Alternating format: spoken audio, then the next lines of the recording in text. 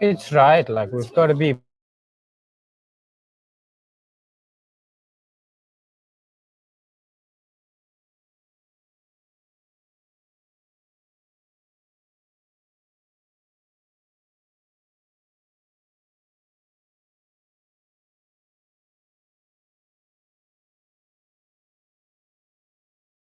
Welcome to the What School Could Be Game Changer conversation. My name is Kapono Siade. I'm Executive Director of What School Could Be.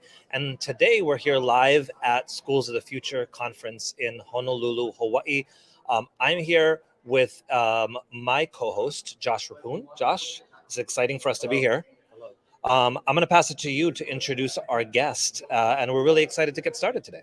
Awesome. Kapono, thank you. My name is Josh Rapoon, and I'm the host of the What School Could Be podcast. And I am super privileged today to introduce you to Parul Punjabi Jagdish, who is the CEO of AIME Mentoring Inc., in parentheses, USA. And he is with us today, most especially because he was my guest on the What School Could Be podcast, which you can find in any of the podcast platforms. And that experience of preparing for that episode and actually doing the conversation with Parul was a game-changing moment for me, a life-changing moment for me. And that's what led to this opportunity today. We are in the What School Could Be Fantastical Imaginarium here at the 14th Annual Schools of the Future Conference. And so the Imaginarium is going on behind us here. And this is pretty awesome. The crew that's actually doing the engineering here in the Fantastical Imaginarium are students from Kealakekee High School. They were the original post-production team for my What School Could Be podcast 2 years ago. So this is pretty special. So Parul, I'm going to open with this question to you. It's actually, you know me, we're going to go up in that hot air balloon again, right? We're ready. I'm ready.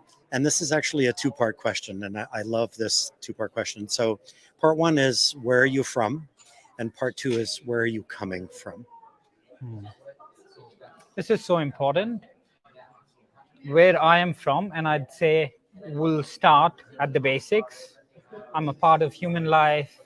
I am part of the early explosion of life, and somehow this miracle of life occurred on this little spinning orb of ours on the planet. And the first forms of life started emerging. Whether you believe in science or creation or religion, it doesn't matter. Life emerged at some point, potentially in the journey, and we're part of that collective life. And we'll start with the basics by acknowledging the first people of all nations everywhere across the planet. And I pay especially respects to the Gondi people in the center of India, who I'm fortunate to sort of have lineage and connection with, but also the Gumbenge people in Australia, where I've spent a long period of time exploring what my purpose and the purpose of life in general is, and the native people of Hawaii, where we are right now. And I'm inspired by the fact that we're sitting in this space called the Fantastical Imaginarium. When I heard of that, I'm like, that's the only kind of space I'd like to speak in. So thank you for curating the space, both of you and the whole team. I love that there's these young people from the schools that are curating the conversation, running the camera, running the equipment. So this is a special moment. So I'll start there.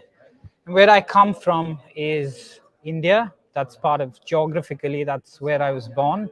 Although, like I said, my ancestry goes way, way back to the origin of life, as does yours, as does yours, as does everyone else's.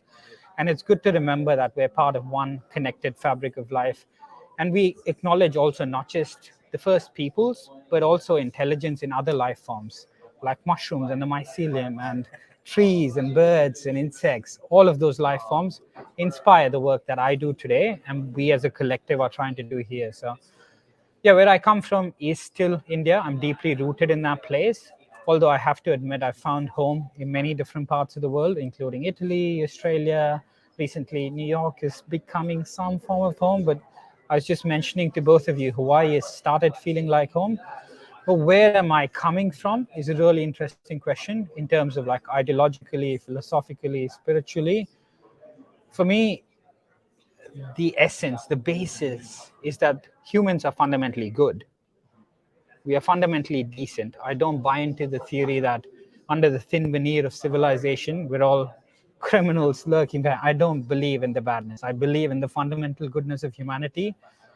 I think the systems we've inherited, the systems that have been passed down to us and which we find ourselves navigating through, the way we study, the way we work, the way we talk to each other, they're all systemic tools that have been handed down.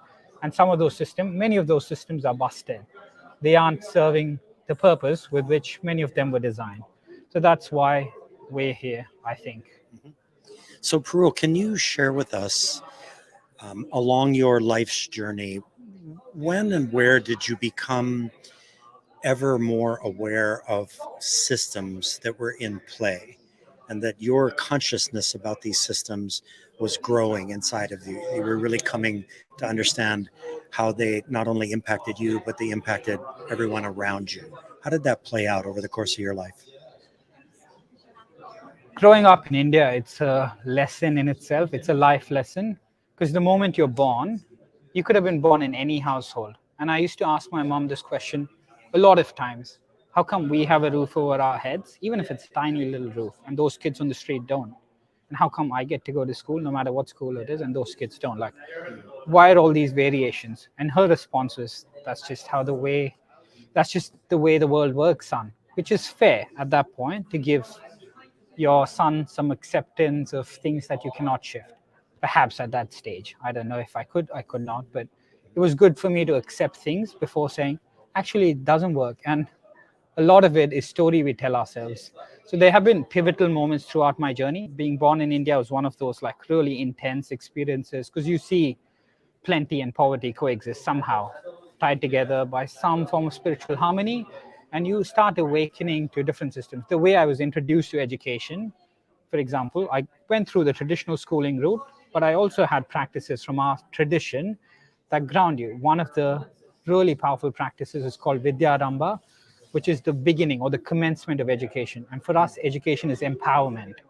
It is giving power to someone. And before you give them power, you have to try and remove their limitations. And the way we do it, one of the practices, which is a really powerful practice, is we offer the young person, in this case, me, the father or the mother takes the hand of the child, and the mantra or the words that are being repeated, which I did not understand consciously back then, but are like, oh yeah, I disown you. I say you're not my son. And the son says, oh, you're not my mother. You're not.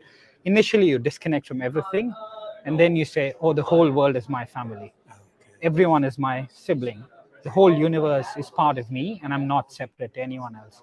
So that is a moment in understanding how deeply interconnected we are. And it's a massive system. We are not these individual blips that we consider ourselves to be. So that was my origin story. But then there were moments when I was navigating social change work or policy work in Europe, in Italy, which we've spoken about in the podcast at some length. Yes. Like that was another really clear awakening moment for me to go like, wow, these systems are really wired in a certain way that put certain people in positions of power and privilege and certain others out of it. And then perhaps like I'll briefly just say the other big moment was coming to AIME and seeing very, very clearly how financial systems are built, how education systems are built, how through oppression and taking of lands, we were speaking to this just before, how like when we speak of democracy, especially on indigenous lands, which has been taken from the indigenous people, what kind of democracy are we talking about? It's fascinating. What is the system at play here? Right.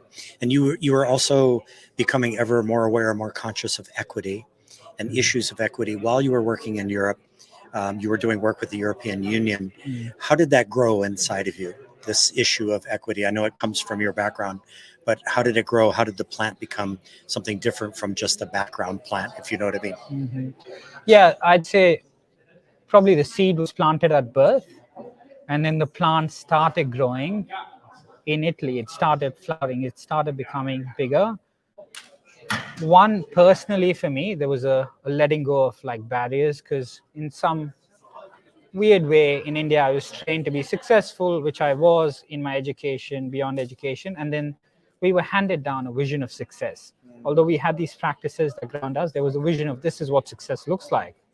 Earning this amount of money, having a house, having a blah, blah, blah. When I went to Italy, personally, all of that dropped for me, which is liberating. But then professionally, to have an amazing bunch of people, there was, I think at that point, there was 8 of us, 6 Italians, 1 French, and 1 me.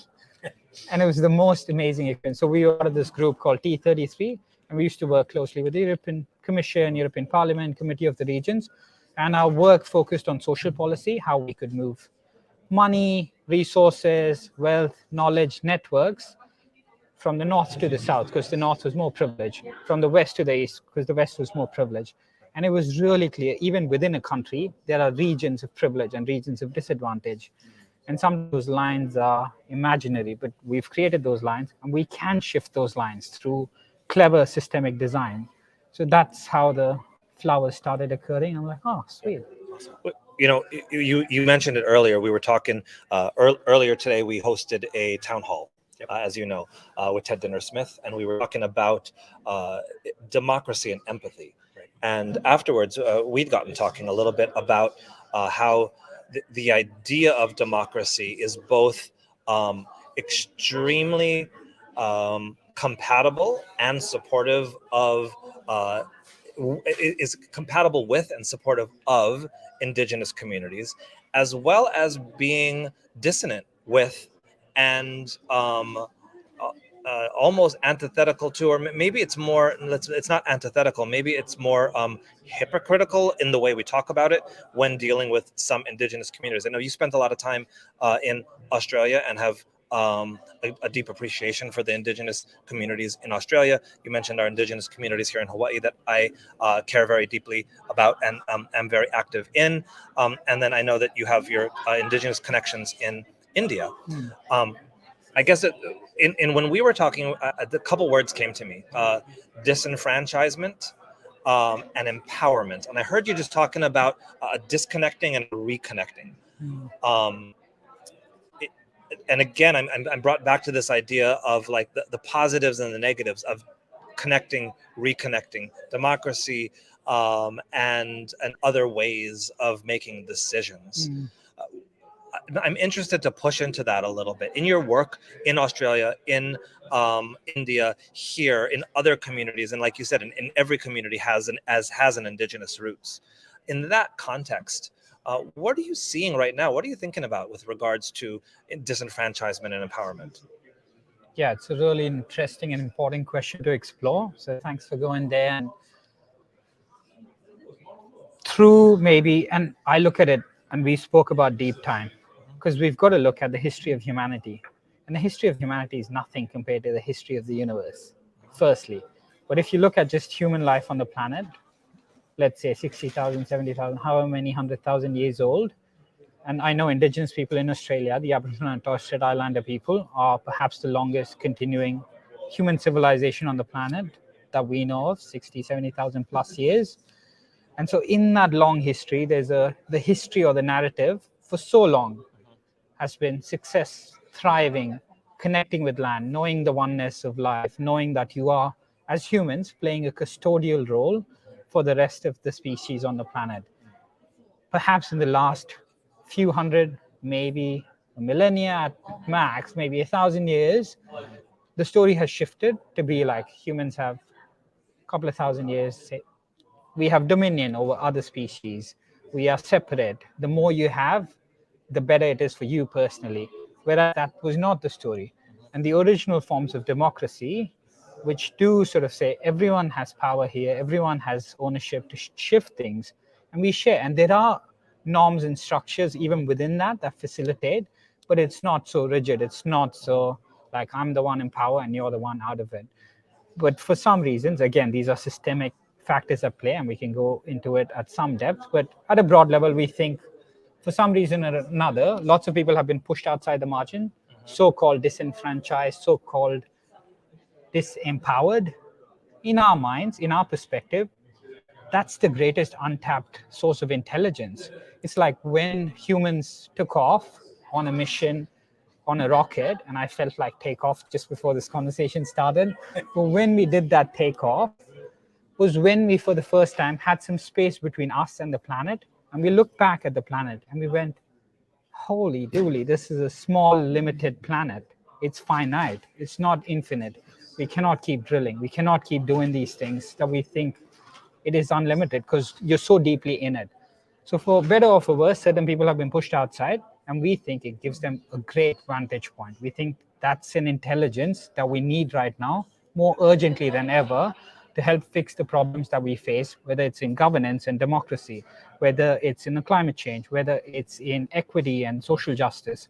All of those problems that are staring us, sometimes hitting us hard in the face, we need that intelligence. That's the longest human lab experiment. MIT Media Labs has got nothing on it. It makes me think of a story. Josh, I'm going to give the mic to you in a second, so you can ask another question. You two go pretty far back, so I'll let you ask the next question. You mentioned narrative and story, and it made me think a little bit about that book, The Statues that Walk, and some work that we had done in Rapa Nui in Easter Island. Wow. And I'm a really big fan of the writings of Jared Diamond as a social studies teacher. There's a lot of really neat stuff there. And in one of his books, in Guns, Germs, and Steel, he talks about the genocide that people did on themselves, basically, right? The Easter Islanders, and that in this cult of the Birdman, they ended up cutting down all of their resources and trees and resources. And that was the narrative that the people of Rapa Nui, the people of the island, had told themselves for generations, right? And then this research comes along. And The Statues that Walk comes along. And The Statues that Walk, if people haven't read that book, it's interesting. These moai, these giant statues in Rapa Nui, that people don't know how they got in their places. When they went back and asked the elders, the kupuna of those cultures, they referred to them in story, not as the moai, but a different poetic term, as the statues that walked. And one of the researchers started thinking, well, why were they statues that walked? Their heads. There's not even feet or legs on these statues. So why would they be referred to that? And they looked at the physics of the statues. And they realized through some experimentation here in Hawaii at Kualoa Ranch, right by where your family has deep roots, that the physics of the statues were such that if you tied ropes to the top in a certain way, that you could shimmy them and walk them across. And they were actually designed that way. And if they were to fall over backwards, that they would actually bounce back up because of the center of gravity. And as they did that, they did other research. They also realized that core drilling, that the disappearance of the trees actually coincided with certain rats landing on the island, appearing on the island. And that maybe it wasn't a people being so short-sighted. And then that narrative shifted how the kids, the students in Rapa Nui saw themselves. And they saw engagement and academic achievement go up significantly once people started to see their own story. Totally. This is so powerful. I'll make a comment there. The first time I came across that story was in the book Humankind by Rutger Bregman. If you haven't read it, another phenomenal book that supports this argument that I started with. And it uses evidence from so many different fields to say humans are essentially kind. That's why we're humankind. We're fundamentally good people. So it's a phenomenal book. And to come to that particular story and the power of narrative in shaping people's understanding. There have been experiments done in schools. I don't know if they're ethical or socially acceptable now, but in the past, there have been where teachers have been told, although the class was really high performing, a new teacher entering the classroom has been told just to experiment that this is a no-gooder class. And the expectations of the teacher is so important in that. The narrative that the teacher holds is so important in that classroom that the kids' performance dropped dramatically. And there was just one story. And it shifted the whole narrative of how people felt about themselves. The teachers started treating these kids as if they would amount to nothing. And they lived up to that expectation. There's lots of research done, including by Aboriginal researchers in Australia. Chris Sara is a phenomenal researcher. The door's going to bang again in a second. But Chris Sara, he writes about high expectations research. And when you, especially in the context of Aboriginal and Torres Strait Islander people of Australia, teachers were placing very low expectations on them. And he said, no, that's the opposite of what you should be doing. You should be saying, hey, look at your history. I expect nothing but the best from you. And then the kids perform. At AIME, that's the frame we use. You're the leaders, you're the elders, not only of tomorrow, but even today. And our job is to empower you, to set the stage for you to lead. and they do remarkable things. It's mind-blowing what happens afterwards. So I think that that's a perfect segue actually to dig a little bit deeper into AIM. And I want to take us back just a couple of minutes to where you were talking about the advantage that one gains when one realizes where one comes from, and that the vast thousands of years of history that's behind your culture actually becomes an advantage to you in a situation where the perception is that you have no advantage. And that it sounds to me like that's at the very core of AIM. That what you're doing is not taking deficits to be fixed, but taking tremendous assets and moving them along slowly but surely until they become very powerful mentors to those who have mentored, well, not to those who have mentored them, but they become mentors themselves. So you're mentored and then you mentor on. So I wonder if you can take us to the origin story of AIM and how did that begin, those 18, 19 years ago? Yeah, the origin story is amazing. And I like to call this young Aboriginal man a revolutionary. Jack Manning Bancroft, 19 years old, at the University of Sydney on a scholarship in perhaps what is the most privileged college within Australia. And he speaks about, there's a book that documents the founding story called The Mentor, and there's also an ABC documentary that charts the first 7 years broadly of AIM's history in the Australian story. So both of them are worth like reading and watching. But very briefly, Jack had this fire in his belly, and he documents this in the book saying, I want to change the world. I want to change it yesterday, because he was fed up of the narrative that if you're Aboriginal, at best you could be an artist or an athlete. You could not think of yourself as the prime minister or a neuroscientist. Many fields of inquiry or positions were close to you. And even now, like although Australia has advanced a lot, there's still a long, long way to go. Even now, Aboriginal and Torres Strait Islander young people are said, or maybe you can lead the equity office, or you can be the Indigenous Affairs Minister. But still, there's a glass ceiling, and we want to shatter that glass ceiling. So it was started with that base, saying, if you're Indigenous, if you really know your history, you can be anything more than you think you can be. Right. And there's people that are backing you. The 200 odd years of colonial history is a tiny blip in a long period of time. So it comes from there. And then the other important part, which you referenced, is mentoring, is how humans have passed knowledge and opportunities and networks from one generation to another through the power of mentoring. And every generation is valuable. Like it baffles my mind. I'm being cautious with the words I use to sometimes see how, especially in the Western world, people who are older, adults, are thrown into elderly places where their intelligence is no longer valuable. And in traditional societies, in indigenous societies, they become elders. They have a huge responsibility on them to shepherd the next generation, because they've gained all this knowledge, networks, opportunities that they can then pass on to the younger people. And the younger people have a role to play in there to lead the next chapter. But everyone belongs, everyone's writing the story together. And this is what we're trying to get people to awaken to time and time again, no matter where you are in the journey. No matter if you're white, black, yellow, we don't care. No matter what race, what gender, what age, there is a place for us in coming together and writing the next chapter of human history. And we are at that critical point. And I don't like to go into a doom and gloom state. Yeah. There is obviously like urgency with the time we're in. There's urgency. Some people say 7 years. And if we don't turn around, it's already too late for the planet. It's too late for humans, maybe. The planet will live on beyond us. It will. It is a sobering thought, but it's important to acknowledge that. But I think we still have a shot. And whilst we have a shot, we have to remain pig-headedly hopeful. We have to give it our best and then see what happens. We don't know what's going to happen. But as humans, the least we can do is to try our utmost best. And that's what I think AIM's doing. So initially, AIM started as a concept where kids who are in college who might have been bored or disconnected or checked out or frustrated or all of the above, feeling powerless and without a purpose, had the opportunity to mentor young people who are coming up, especially Indigenous young people who are struggling with the school system. But very quickly, it became these young people who are being mentored becoming the mentors themselves, right? So I guess my question is around the initial construct of AIM and how that began to change over time as the program the movement, if you will, gained momentum, and as the power of it became known to people. And we've spoken about this in different levels at different stages, and it is a complex answer as to how we evolve. And sometimes, including our board of directors, we get feedback saying, you guys changed too quickly, you guys have changed again.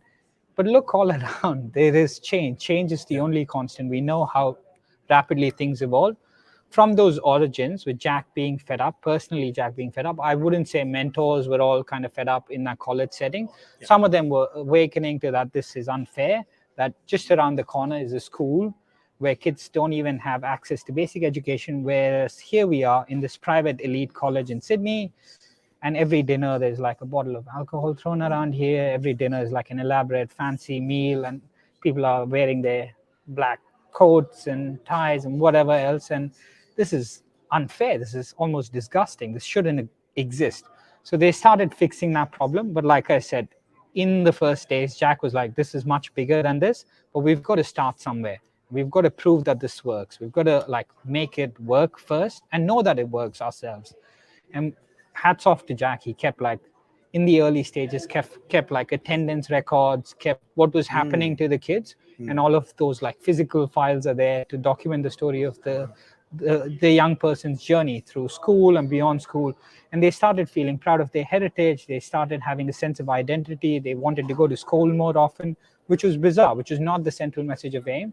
At some point, it was just like, you be you, you succeed in whatever shape, way or form. And we did at some point say, okay, success equates finishing school, going on to university. And we evaluated our own success against those metrics. And we were remarkably successful by the measurements handed down again by a Western worldview onto AIME. And we played that game for a little bit just to establish position. And we were also discovering, like through the process, the more AIME expanded, the first time we moved from Sydney to Wollongong, which is the next chapter of AIME in another university, then to Coffs Harbour, all across Australia initially. Effectively, we're moving countries because it's a different Indigenous nation we're working with. Effectively, AIME went global pretty early on, 2008.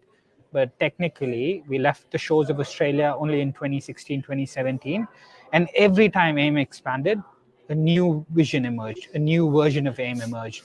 And it had to be, because it's not a set in stone, this is how you change it. It's like, this is a template that brings people of power face to face with people who don't have power.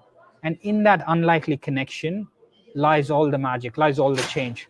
The rest, like the puppets, the stories, all of them is like an additional factor. But the essential thing is bringing people who would normally not sit together in the same space together. And so that has remained intact through AIME's history, the unlikely connections formula. We've redefined it through the TV platform, through the university we've built, through our podcast, through the clothes we wear. All of them have this essence intact of unlikely connections, but the vision has pivoted time and time and time again. And the moment we realized this is working to solve the problem of inequity for one community, we were like, we have a moral imperative. It's not an option. When we went global, it wasn't an option in us. It's, to use an extreme example, it's like finding the cure for cancer and saying, I'm just going to give it to this people. And not to those other people who are facing the same challenge. We're like, no. If you found the solution to something, it is your obligation to share it with the rest of the world. If it works for them, sweet. If it doesn't, cool. That's completely fine. So Kapono, Yes. when you listened to the episode with Parul, and now you're listening to him today, I wonder what you're thinking about the power of this process of mentorship and what it means to us in terms of the opportunity to reimagine what teaching and learning is, what education could be, what school could be.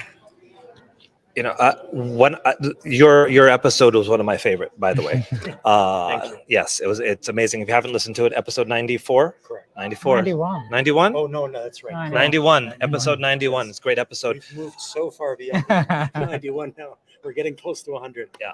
And I Congrats. think if anybody on today on YouTube Live or Facebook Live, or who's watching this in the archives wants to know more about it, certainly there's a wealth of information about AIME, about your work there.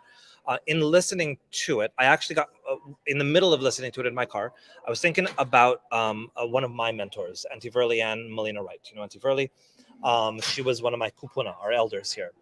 And she was in the movement here in Hawaii and internationally that turned into the World Indigenous Nations Higher Education Consortium, WINHEC. Wow. And WINHEC was founded on the slopes of Machu Picchu Wow. during a WIPSI conference, World Indigenous Peoples Conference on Education, which was just hosted in Australia this past last month. And this group of indigenous elders sitting on the slopes of Machu Picchu got together and were having this conversation around self-determination of all indigenous people everywhere. And similar to you, they had a very broad definition of what indigenous, maybe not broad, a very deep definition, an ancient definition of what indigenous is, that everybody is indigenous to somewhere. But let's look at those people who have been, who are no longer self-determinant. And what they were talking about through this at World Indigenous Peoples Conference on Education was self-determination in a political sense. In Hawaii, we talk about Hawaiian sovereignty, right? And separating from the United States or having some political sovereignty. And these elders sat around and said, you know what, to have true political sovereignty, don't we also need to have a degree of economic sovereignty? We can't be economic slave to the machine and pretend to be politically sovereign. And then they said, well, if we want some economic sovereignty, we need to infiltrate the systems that are there, dismantle them and repurpose them to ensure that we have some self-determination. And then they realized to get up through the system, what was blocking people from getting up through the systems was educational sovereignty. And so what I ended up thinking about through your podcast was what WINHEC put together, which I think is, in my opinion, brilliant, revolutionary, and like 90% of the solution. And I actually want to ask both of you about that other 10%.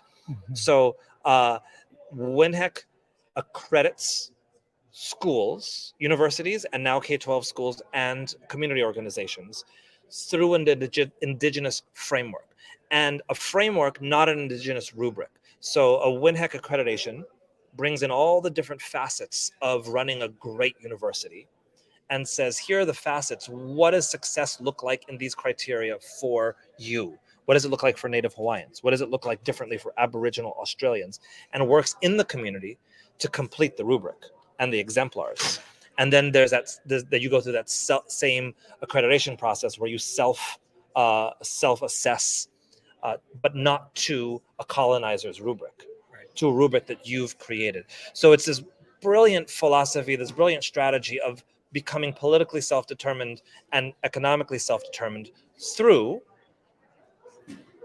accrediting your own school systems, because the school systems themselves were colonized. I want to infiltrate economics. I want to infiltrate politics. How do you do that? Through a Western PhD, through a Western master's. And I go into this program and I submit myself to educational colonization to then go and decolonize. It's brilliant. And then I think there's this 10% left there where we're still going through Western universities. We're still going through those things. And why was I thinking about that? And the question back to you two was, I think AIME fills for me that 10%. It's leaving that structured system and disempowering the system by creating a different system and giving that system power. Peer mentoring, community mentoring, that is connected into the system, but still is building outside of the system, if that makes sense. There's no question there, but I love your response. Lots of things to respond I've got to. a few things. Yeah, but let me say something, then I'll hand it off to you. So that's so cool that to everybody who's watching, my nephew, who's actually sitting over in the Imaginarium about 20 feet from here, his name is Evan Beachy, and he works at Kamehameha Schools, which is 3 campuses that serve 7,000 kids of Native Hawaiian ancestry on 3 different islands. And you and I, during our episode, we talked about a couple of rabbit holes that I went down. One of those rabbit holes had to do with liberation theology. And what I would love to share right here, just very briefly, is that Evan provided me with a moment of true liberation. And what he did, this was in a session up at his office at Kamehameha Schools, was he walked me through a process where you leave behind the framework and the rubric and whatever, analogy or metaphor you want to use, and you liberate yourself from those imposed frameworks, those rubrics. And I was talking to him about it because it was in the context of my teaching where I was trying to get my students away from it as well, and me away from it as well. So my first step was to give them ownership of the rubric so you could create it. He took me one step further, which was the moment of liberation, which is, how about if there's no rubric? What if you let them completely create the framework for themselves? And that blew the top of my head off, and that's where things began to change for me, because I began to see things completely differently after that.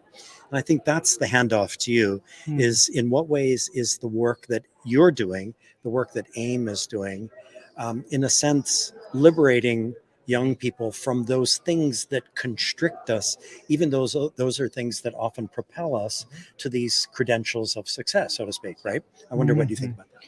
Yeah, it's a good tension. It's a good so healthy tension. And at some stage, there is no tension. At some stage, it becomes a flow.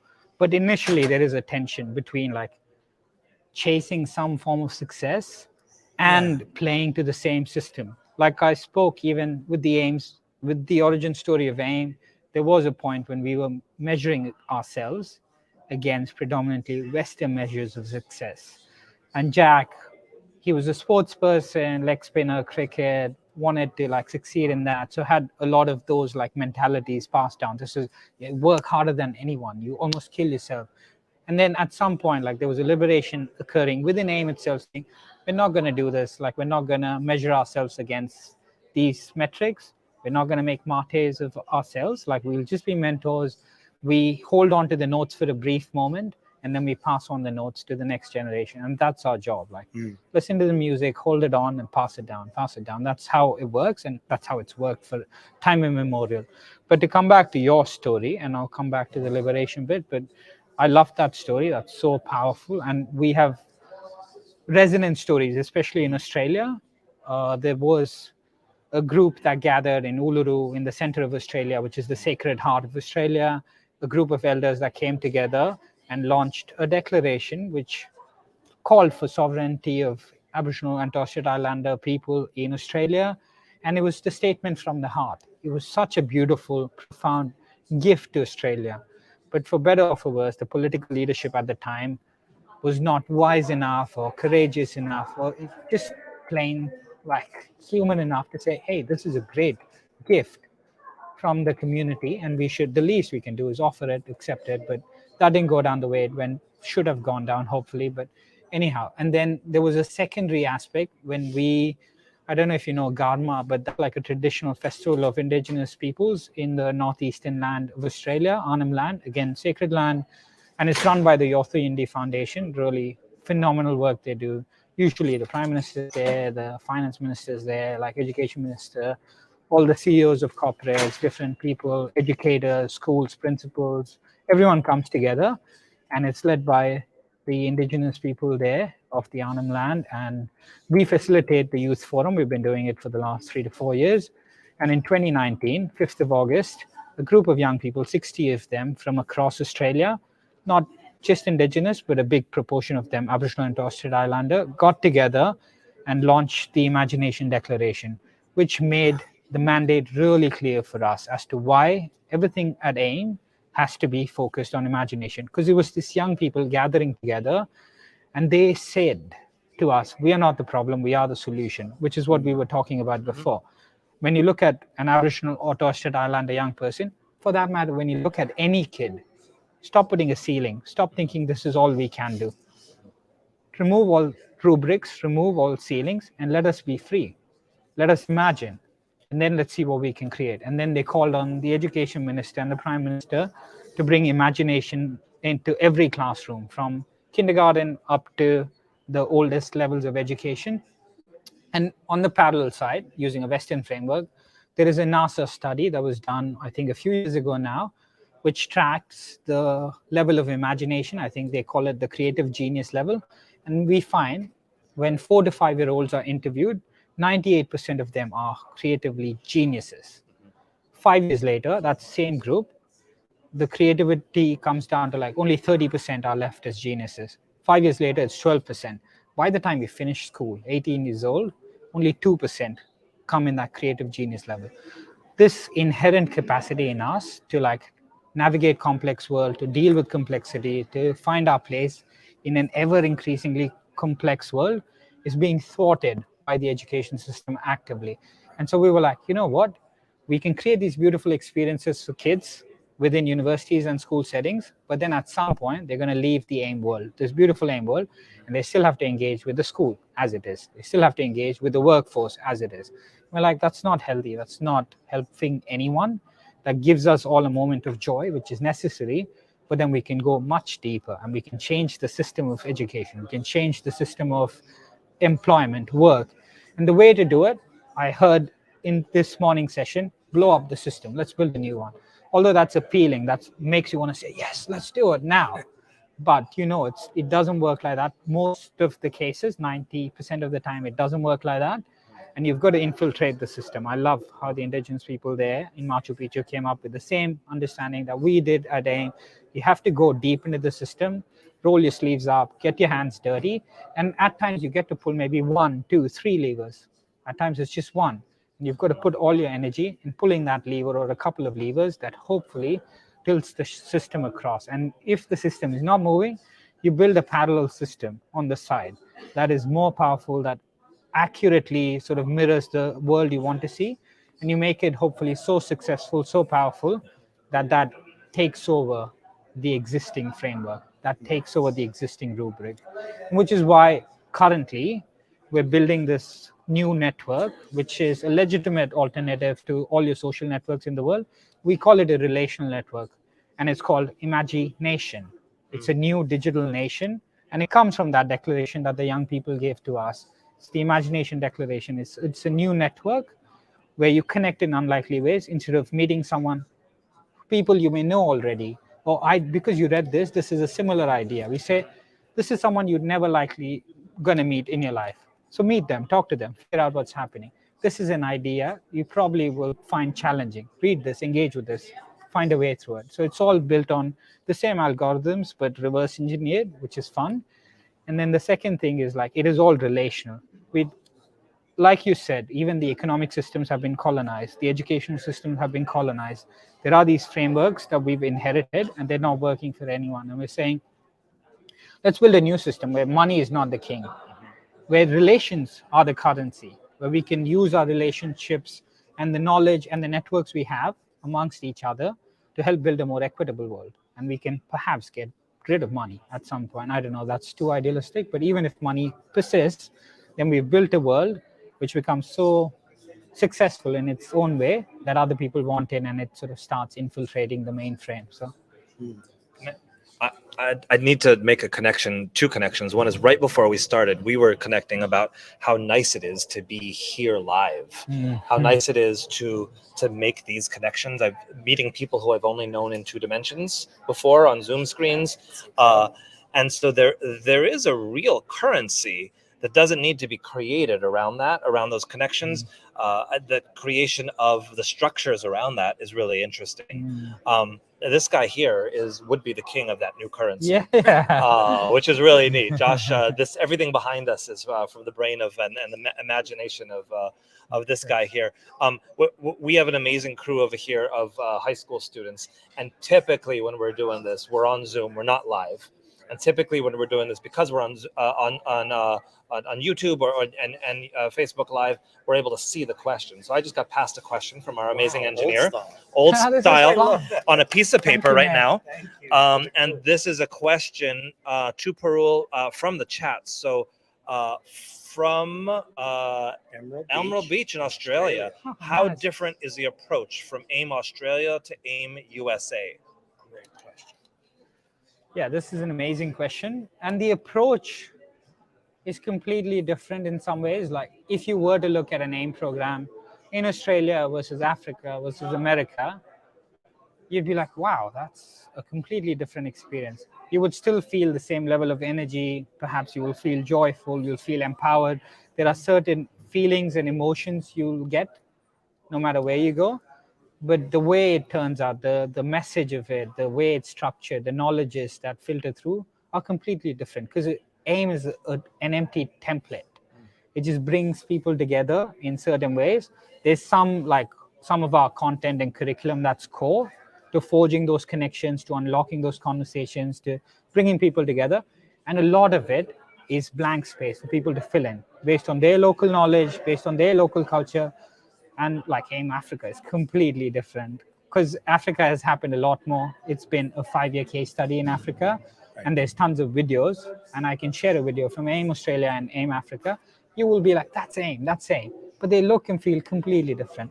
And America, again, is like completely different. And I'll call out my co-CEO in New York, Jacqueline Twilley, who's a strong African American leader who understands this context heaps better than I do. Like, I'm just a blow-in into this land. I just have a deeper understanding of AIM and certain systems we've inherited, and my job is really to like lift her, others, to like take this over and run with it. And this is what we've done in every continent. Is that okay? Yeah.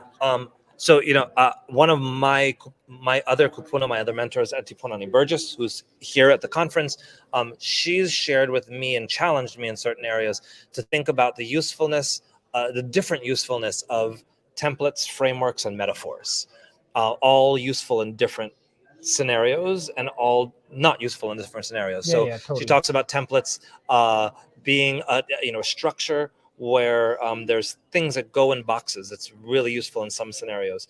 Frameworks where we can hang whatever we believe to be we can construct around a framework.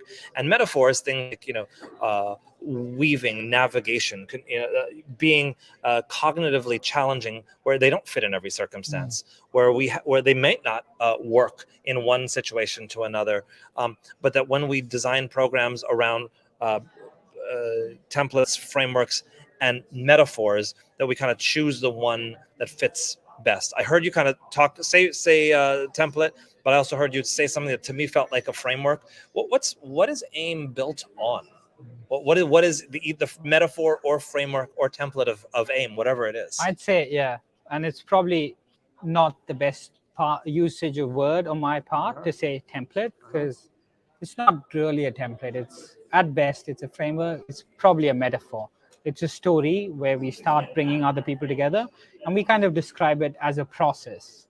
And in the indigenous systems, they look at processes rather than like outcomes or even templates. Processes are, it's, to use a Western analogy, metaphor, it's CPR. No one owns CPR, but it is a process that if you do it this, like certain factors together, it might end up saving a life. It most likely does. So all of those are like processes that are used. And we say within AIM's framework, we're thinking of, we speak of AIM ending in 10 years. We have a mission to do. We have 10 years to do it. Our boards approved it. Our members have approved it. So it's going to happen in 10 years from now, 2033, we're saying. 10 years from the launch of Nation Imagination, we will close down the network, we'll close down AIM, and we would have done hopefully enough to ignite our entire network to do more than we could individually do ever. And the end time gives us like urgency, pressures like death that gives meaning to life. It's that kind of sort of framework we're working against. And then we're using like 3 things that we want to leave behind. One circle is the circle of tools that we want to leave behind that anyone can pick up from around the world and implement it the way they think best for their local community. The other thing we want to do is build capacity for all the stakeholders that are connected to us, mentees, mentors, corporates, philanthropists, governments, everyone that is connected, teachers, educators in our world. We build their capacity to become mentors, to become guides, to be problem solvers, critical thinkers. All of that is the capacity building arm of AIM. And then the systems change. How do we change some of the systems that are so deeply entrenched that even our measures of success look to be, I have to earn a certain amount of money. We're like, let's change some of those systems. You don't, maybe. If you know your barber down the street and if he offers you a free haircut, money doesn't come into play. You can hack the system in different ways. If the relational economy is so strong, and Jack's just written a book which is being published and will be published by early next year called Hoodie Economics. where he takes the economy of AIME that we've built over the last 18 years and he offers it to the world in that morally obliging act of, hey, we've learned something about how to do economics differently, because all our mentors, thousands and thousands and thousands of them, have given hundreds and thousands of hours, perhaps millions, to mentoring for free. All we give them in return, if we give them anything, is like a hoodie in terms of tangible products. So it's the economics of the hoodie and how we've been able to use a symbol I want a hoodie, by the way. and a story to move people to take positive action, and how to use symbols and stories and metaphors to make people move towards hopefully a fairer, more equitable world. So I know that we're coming down towards the end here. We're just in the last 6 or 7 minutes, I think. And I just want to share that one of my takeaways from the conversation today is a little bit of a riff off of the years that I taught U.S. history and thinking about constitutions, and that we in education here in the United States, but also very much in the Western world, have lived by a constitution of education that has been almost ironclad. It started in the late 1800s, and it has been a system that's been in place for a very long time. And it's almost as if it's like it's a constitution that we live by. And I wonder about either the concept of liberating yourself from the Constitution. So there's a Declaration of Independence. And my mind goes to some process, Kapono, where What School Could Be facilitates across, for example, the Hawaiian Islands, young people declaring independence from that Constitution, from that system, that on the one hand. On the other hand, I also go to amendments to the Constitution, and that amendments require ratification by the states. So it could be ratification by communities, and that if we put some sort of declaration together, that declaration could be then signed onto and ratified community to community until we have a working agreement that says this is the way forward. And it's not a new constitution. It's not just imposing another system, but it is a declaration of independence from something that we've been doing for a long time, and it opens the door to something different like that. So I just wonder what you think about that. Sorry, I think it's that's brilliant, one of those. Josh. I think it's one of those things that is so obvious. Yeah. And I'd say it's already started. In my mind, the Imagination Declaration is a different constitution that the young people gave us. Yeah. In our minds, us creating Imagination TV afterwards, Imagination University afterwards, now this new nation, Imagination, is in response to that declaration and the declaration toward the country. And thousands of young Aboriginal people have signed on the declaration already, and they said, this is how I'm going to bring imagination into my world. This is how I'm going to liberate myself effectively from the systems that are pushing me down to be a certain way. So the process has already begun, Josh. Right. And that's the exciting news. If we take the same thing and run with it, or if we build another little beautiful thing that runs into it, parallel to it, like I'm really open to whichever way. And again, like it should meet the needs of the local Hawaiian community, people, Place and culture. place and culture. And it makes me wonder if, what we do at What School Could Be is we're always saying, how can we help? Yep. How can we help? I wonder if we ask for their help, for AIME's help, in saying, we actually would like to do this Declaration of Independence. Could we get your help in helping to construct the Declaration and the process by which the Declaration is taken out and added to and shaped and formed and wordsmithed until it's something that people start to sign on to? And that maybe we could seek your help, because what we're seeking is 60,000 years of wisdom in doing that. This is profound. This is really, really deep and profound. Ask that with 3 minutes to go, Josh. That's great. That's amazing. And I'd say yes, happily. And I know like Jack would be thrilled. We at AIME are coming to a point. We've been 18 years into the journey. We've got 10, 11 max to go. Yeah. We are moving from this like brash young stage to like adulthood to elderhood now. And we feel our job over the next decade is to pass on the notes, is to as much as possible be giving. And I'd say it's very wise of you, Josh, to say, can we learn from the work that's happened over the last 18 years? And we're asking like, it's not 18 years, it's 60,000 years, like you rightly said. And the corporates are coming to us in a similar way. We're running this program called Joy, which is Just Organizations and You. And we are doing our own accreditation of joy. Like people, like the indigenous people said. Accreditation Of joy. That's amazing. Let's become a joy call. And Yeah. corporations have begun the process, including your Salesforces and PwCs and Commonwealth Banks of Australia, and all these people are on the journey of becoming a Joy Corps, and that's fun. That's what I want on my wall. Yeah. Is I want a diploma, and it's like from Professor Hope Parul Punjabi Jagdish, and my diploma is joy. Joy. That I have graduated into joy. And you're That's spreading amazing. joy in the world. That's it. With a couple minutes to go, I have a very short question. And I'm getting cues that we could go longer, but we'll end on the hour. We'll end on the hour. Quick question. So honoring both the wisdom of putting things in writing, certainly our Hawaiian people went from being a totally oral culture to being the most literate nation in the world within 2 generations, 98% literacy. So it was well able to embrace the power of the written word. Something that we should read and somebody we should listen to.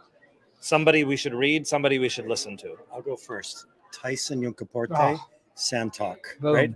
Boom. That's one right there. I think that should be a game changer, or not a book study series for us. That book rocked my world, and it's just super One more important. time, so make sure everybody got it. Tyson Yunkaporte, and his book is called Sand Talk, which was recommended to me by Parul. I read it while I was preparing for the episode that I did with him. So I read it in about 7 days. Wow. And I was very excited to share with you during the interview that I finished it before the interview. We had It was fun. pretty cool. Your turn. Well, non-written source. Somebody we should listen to. Not writing. Somebody we should listen to. You go first on the written one because I need a second to think about that. Yeah, it's tricky. There are lots of books I've loved, like Sapiens is one I've loved, Humankind that I referenced before, Sand Talk is phenomenal. Yeah. But I will say, when Jack's Hoodie Economics comes out, it's one of those books that'll rock you to the foundation, because he speaks of what we inherit, how we work with death, how do we move the systems. So when I read that, I was like, wow, all right. It was one of those Sand Talk moments for me. And in terms of listening, and very much along the lines of what you and I talked about in the episode, listen to a Getting Smart podcast episode with Zoe Weil, who's written a book about developing not 1, not 2, but 3 or more generations of young people who become solutionaries.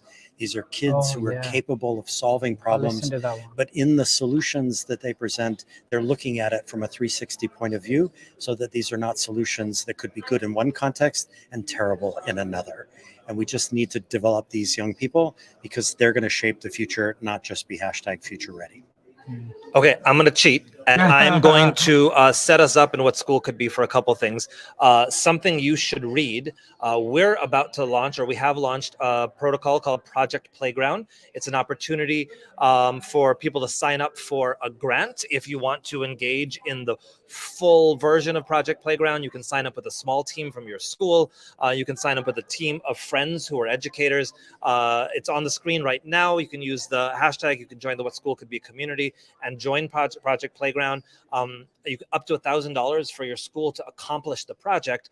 And why do I bring that up? Because if you take part in it, you can join our book study, and you'll get a copy of What School Could Be by Ted Dittersmith, which is right there. So something that you should read. I would really love everybody to pick up this book and join us in that project. Somebody you should listen to. I'd love you to tune and join in with my really good friend, Sandra Chapman, who's going to join us next time. She's sitting here on the side over here.